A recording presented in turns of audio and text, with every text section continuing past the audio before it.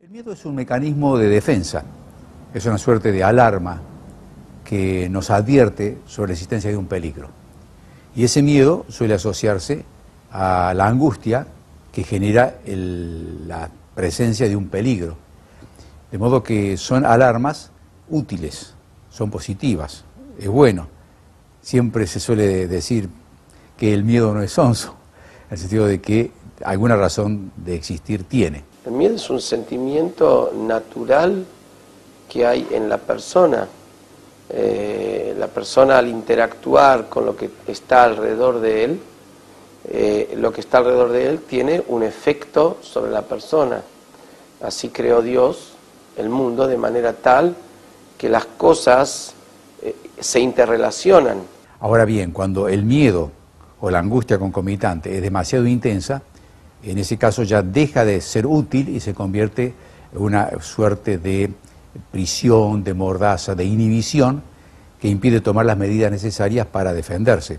Es el caso dicen del cabrito o la oveja, que ante una gran víbora queda fascinado, en realidad está paralizado de pánico y no atina ni siquiera a escapar, a huir, que sería el mecanismo de defensa. De modo que un miedo moderado, limitado, es siempre útil, porque eso ayuda a que uno mire bien por dónde anda y qué está haciendo. Miedo sano es muchas veces consecuencia de que el hombre reconoce sus propias debilidades y que es normal que las reconozca. La persona que se siente que es un sobrehumano y no tiene miedo a nada, esta persona es un peligro. Nosotros no sabemos dónde vamos. Porque ese es otro problema con dar testimonios. Porque uno da testimonios como uno sabía todo. Cuando uno diga, ¿cómo llegar? Yo no sabía dónde voy. Cuando llegamos allá, dijeron que es Auschwitz. Yo de verdad que no sé si el miedo...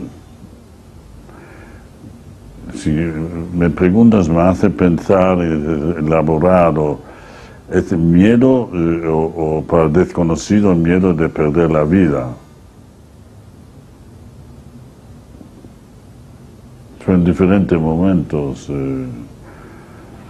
porque uno no tenía tiempo para tener miedo. El miedo generalmente se refiere a un objeto determinado, preciso. Yo le tengo miedo a ese perro que me puede morder.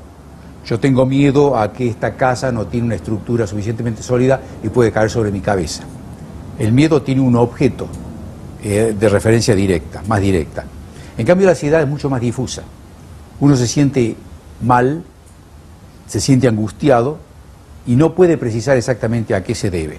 De ahí que mucha gente tenga que recurrir a tratamientos psicológicos porque tiene un malestar que le impide comer, dormir, sentirse feliz, relacionarse con los demás, y no puede precisar a qué se debe. Hay un miedo que paraliza. Y claro, y esa ansiedad puede estar vinculada con conflictos que no han arribado a la conciencia, es decir, conflictos que uno no puede identificar, no puede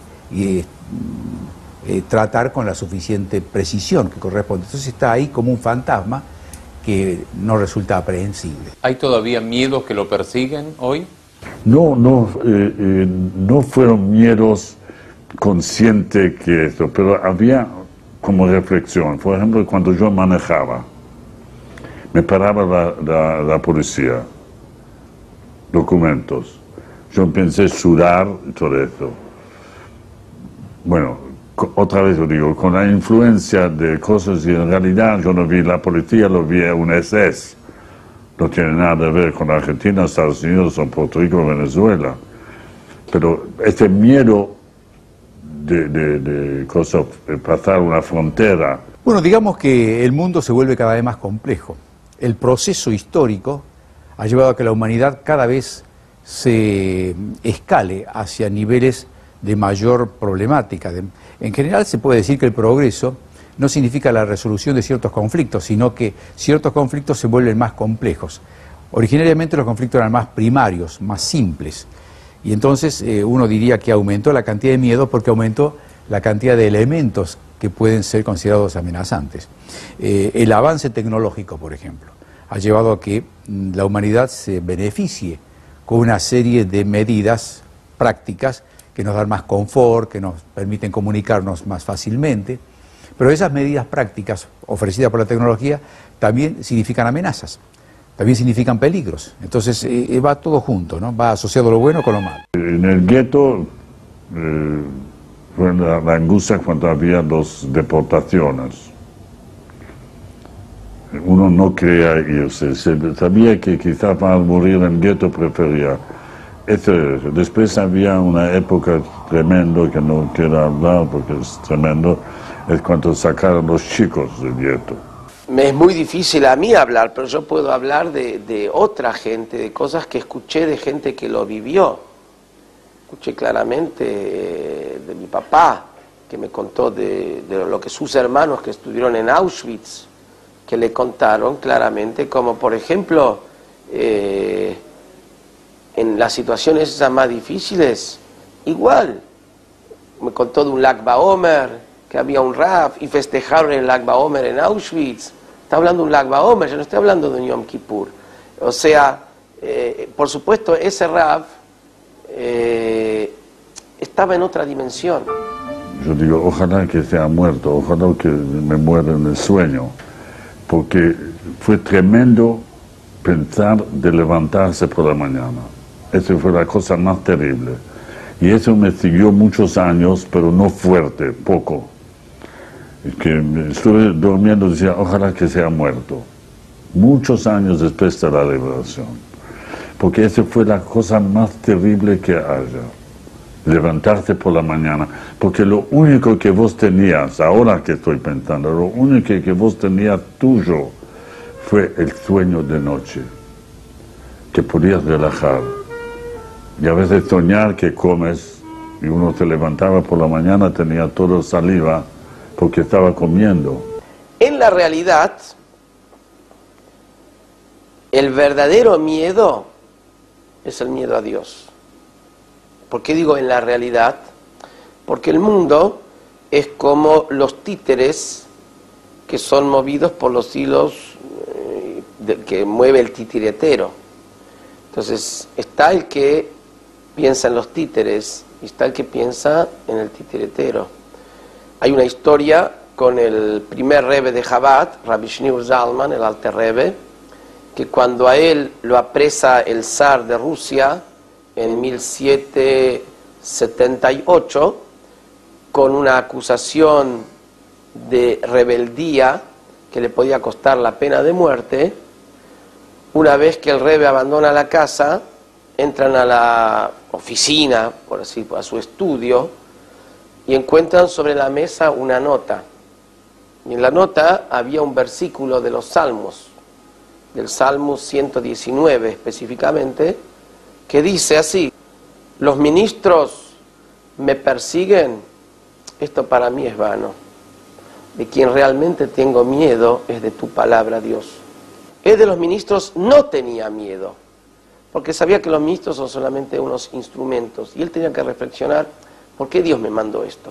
La verdadera manera de superar al miedo es cuando uno se ubica en la cosmovisión de la verdad, que es que todo lo que está ocurriendo es algo manejado por Dios. Y de las cosas no hay que tener miedo. Es conocida la historia con el Baal Shem Tov. El Baal Shem Tov, fundador del movimiento hasídico, tenía 5 años de edad cuando falleció su padre y le dejó 2 consejos para toda la vida. Uno de ellos era: no tengas miedo de nada ni de nadie en el mundo fuera de Dios.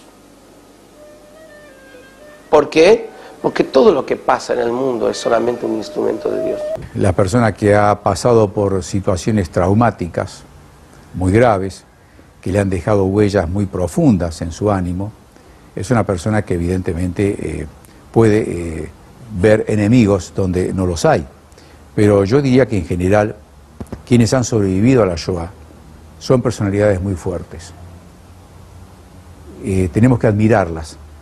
Si no hubieran sido personalidades muy fuertes, posiblemente se hubiesen muerto. Hay personas que han muerto porque no han podido soportar vivir en ese clima que era el de los campos de concentración, los campos de exterminio.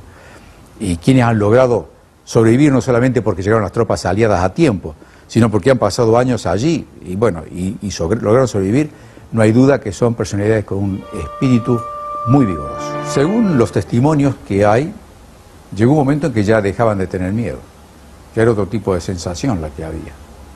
Había una suerte de deshumanización, se vivía de otra forma, incluso hubo procesos creadores dentro de los campos de exterminio. Se escribió una ópera, se escribían poemas, se hacían dibujos, se cantaba. Pasaban a un nivel que es muy difícil de poder entender en las situaciones normales en que vivimos nosotros. Y el versículo dice claramente, Ashreish mefajet tamit. Dichosa la persona que siempre tiene miedo, porque está demasiado seguro de sí mismo, se equivoca. Pero como en todas las cosas, hay un miedo correcto, un miedo incorrecto. Y en cada cosa está la medida correcta.